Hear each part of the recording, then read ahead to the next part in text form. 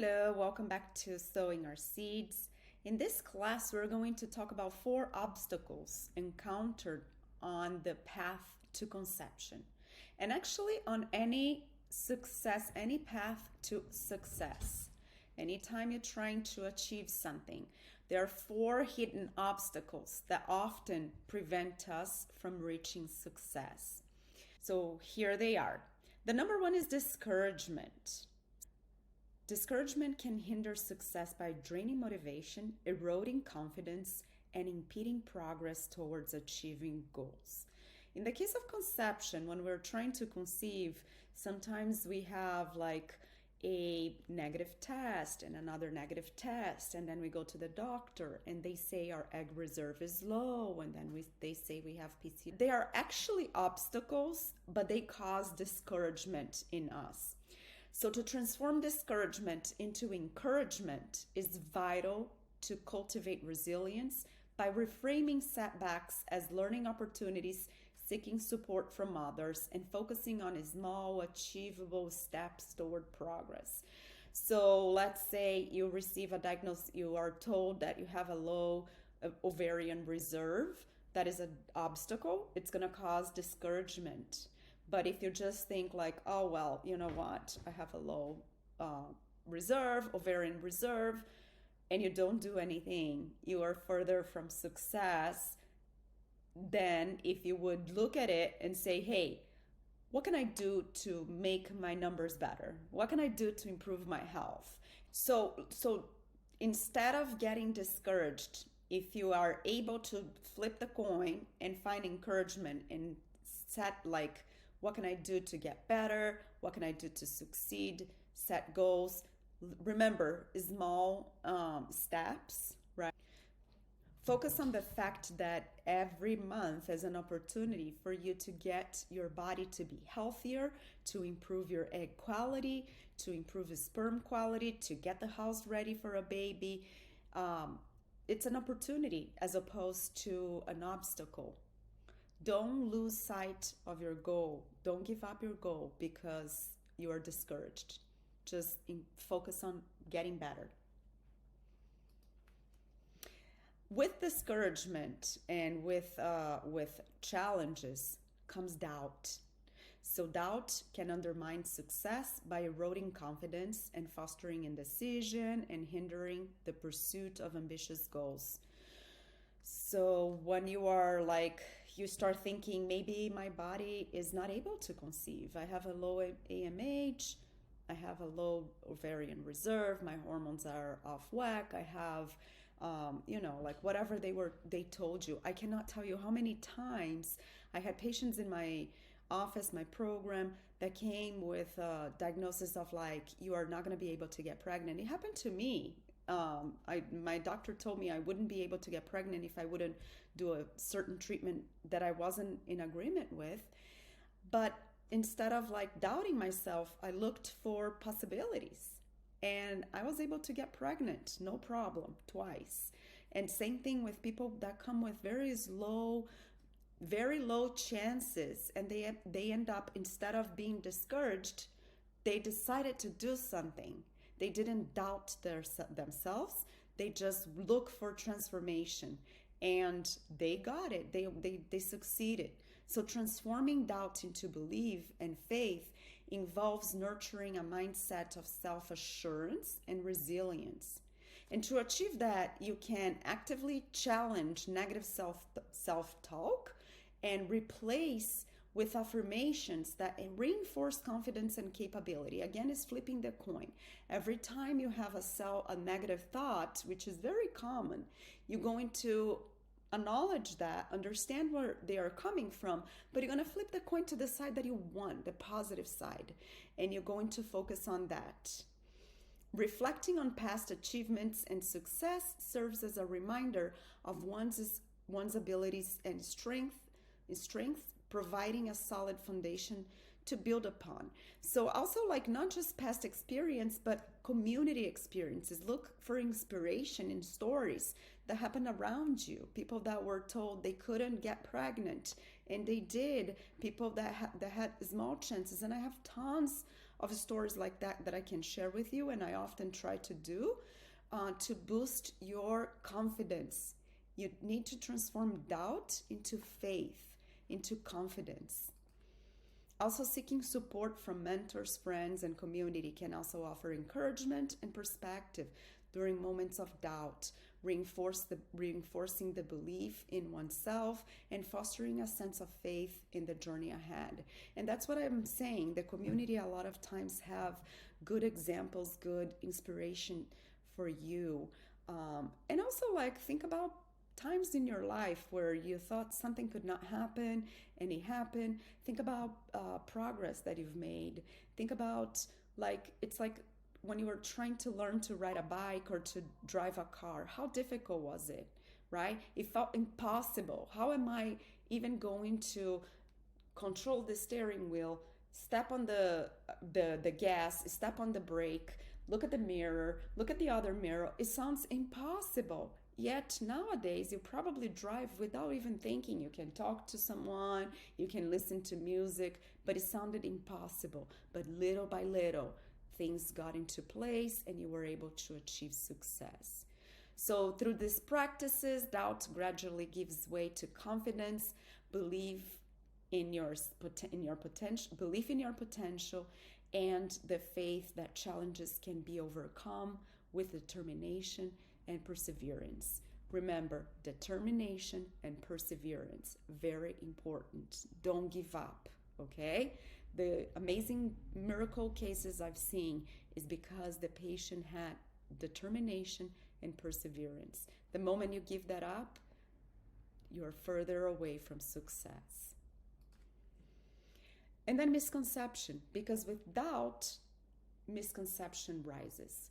So it's when you think about yourself in a way that is not the accurate way. We tend to, there are two ways to have misconceptions about yourself. One is when you think about yourself being bigger than you are. Like, I'm amazing, I can do everything. That's not so common. Most of the time people they underestimate their potential, their abilities, and their resilience. So be mindful of that, okay? Because misconception about yourself can hinder success by distorting your self-perception, limiting aspirations. Sometimes you're like, I don't deserve this, I'm not worth it, and that's not true.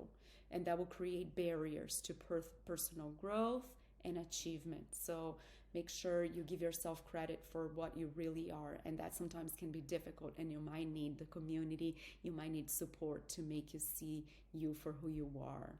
Sometimes I recommend people to look in the mirror, pretend you are talking to a friend that is going through the same thing you are going through. What would you tell them?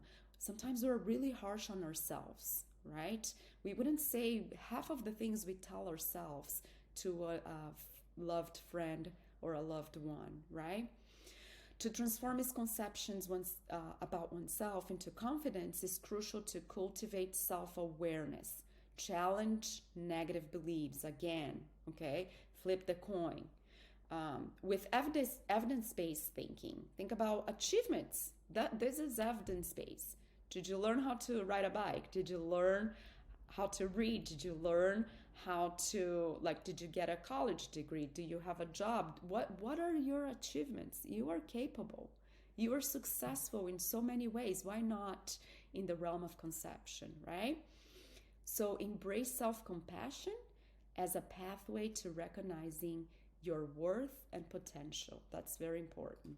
And the last one is procrastination. This is a big one. Sometimes we just tend to procrastinate, but sometimes it comes from the disbelief, the disencouragement, and the self-doubt. It's easier for us to put away our dreams because we're not confident. All we can think is that we're gonna fail, therefore might as well postpone, so failure is further away from me. When you start thinking about success and achievement, you tend to procrastinate less. So procrastination undermines success by delaying action, reducing productivity, and increasing the likelihood of missed opportunities. So often we decide we are not doing what we need to do. So here in the program, you have tons of tools that can help you to increase your chances of fertility. And if you don't listen to them, if you don't start implementing them, then you are procrastinating. You are getting further away. Question yourself, what am I afraid of? Am I afraid of success? That's an important question.